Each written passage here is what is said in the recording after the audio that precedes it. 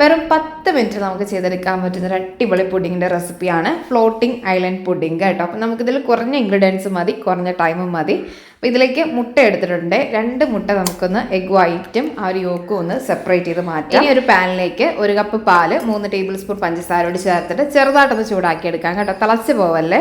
എന്നിട്ട് നമ്മൾ നേരത്തെ മാറ്റി വെച്ചിട്ടുള്ള ആ എഗ് യോക്കിലേക്ക് കുറച്ച് നന്നായിട്ട് വാനില എസൻസും കൂടി ചേർത്തൊന്ന് മിക്സ് ചെയ്തെടുത്തിട്ട് ഇതിലേക്ക് ആ ഒരു ചെറു ചൂട് പാല് കുറച്ച് മാത്രം ഒന്ന് ഒഴിച്ച് നല്ലപോലെ മിക്സ് ചെയ്തിട്ട് പാലിലേക്ക് തന്നെ നമ്മളൊന്ന് ഒഴിച്ച് വീണ്ടും നമ്മൾ ലോ ഫ്ലെയിമിൽ വെച്ച് വേണം ചെയ്തെടുക്കാനായിട്ട് കേട്ടോ. അതൊന്ന് ശ്രദ്ധിച്ചോളണേ.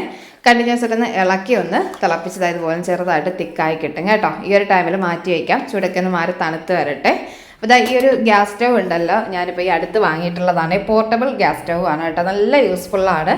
നമുക്ക് ട്രാവൽ ഫ്രണ്ട്ലി ആയിട്ടൊക്കെ യൂസ് ചെയ്യാൻ പറ്റും കേട്ടോ. വലിയ നമുക്ക് ആ ഒരു സിലിണ്ടറും കാര്യങ്ങളൊന്നും യൂസ് ചെയ്യേണ്ടത്, ഇതുപോലെയുള്ള ചെറിയ ആ ഒരു ഫില്ലർ ബോട്ടിൽ യൂസ് ചെയ്തിട്ട് നമുക്ക് യൂസ് ചെയ്യാൻ പറ്റുന്ന ഒരു ഐറ്റമാണ് കേട്ടോ. അല്ല ഇനിയിപ്പോൾ നമുക്ക് നോർമൽ സിലിണ്ടറിലേക്ക് കണക്ട് ചെയ്യണമെങ്കിൽ അങ്ങനെയും ചെയ്തെടുക്കാൻ പറ്റും കേട്ടോ. നല്ല ഹൈ ഫ്ലെയിമിലും അതുപോലെ തന്നെ മാക്സിമം നമുക്ക് ആ ഒരു ലോ ഫ്ലെയിമിലേക്കും ഒന്ന് സെറ്റ് ചെയ്തെടുക്കാനും പറ്റും. അപ്പോൾ ഈ ഒരു പ്രോഡക്റ്റിൻ്റെ ലിങ്ക് ഞാൻ വീഡിയോയുടെ റൈറ്റ് സൈഡിൽ ടോപ്പിൽ ഒന്ന് ടാഗ് ചെയ്ത് കൊടുക്കുന്നുണ്ട് കേട്ടോ, ചെക്ക് ചെയ്താൽ മതിയേ. അപ്പോൾ ഇനി നമുക്ക് ആ ഒരു എഗ് വൈറ്റ് ഒന്ന് ബീറ്റ് ചെയ്തെടുക്കാം. ഇതിലേക്ക് നമ്മൾ പൊടിച്ച പഞ്ചസാര ചേർത്ത് കൊടുക്കുന്നുണ്ട്, ഒരു 3 ടേബിൾ സ്പൂണ്.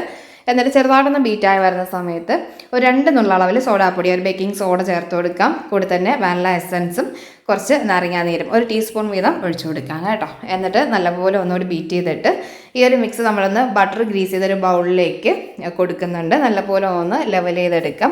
അപ്പോൾ ഇനി നമുക്കിതൊന്ന് സ്റ്റീം ചെയ്തെടുക്കാം. വെറും 4 മിനിറ്റ് ടൈം മാത്രം മതി കേട്ടോ. ആവിയിൽ ആ ഒരു വെള്ളം തിളച്ചതിന് ശേഷം 4 മിനിറ്റ് ടൈമിലൊന്ന് വേവിച്ചെടുത്താൽ മതി. വെന്ത് കിട്ടുമ്പോൾ ഇതുപോലെ നല്ല നമുക്ക് ആ ഒരു പൊങ്ങിയിട്ടാണ് കേട്ടോ കിട്ടുന്നത്. പിന്നെ ചൂട് മാറുന്നതിനനുസരിച്ച് ഈ ഒരു സൈസിലേക്ക് വരും കേട്ടോ. അപ്പോൾ നമുക്കിത് ഇനി സെർവ് ചെയ്യുന്ന സമയത്ത് ഈ ഒരു 2 മിക്സ് നല്ലപോലെ ചുടക്കെ മാറി തണുത്തതിന് ശേഷം വേണം സെർവ് ചെയ്യാനായിട്ട്.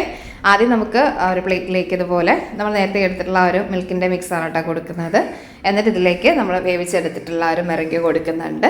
ഇനി ടോപ്പിലേക്ക് ഞാൻ കുറച്ച് നമ്മുടെ പ്രളയനാണ് കേട്ടോ ചേർത്ത് കൊടുത്തിട്ടുള്ളത്, നല്ല ടേസ്റ്റാണ്. എന്നിട്ട് കഴിക്കാം കേട്ടോ. അപ്പം മുട്ടയുടെ ടേസ്റ്റ് ഇഷ്ടമില്ലാത്തവർ ട്രൈ ചെയ്യാനായിട്ട് നിൽക്കണ്ട കേട്ടോ. അപ്പം മറ്റേ റെസിപ്പി ആയിട്ട് കാണാം. താങ്ക്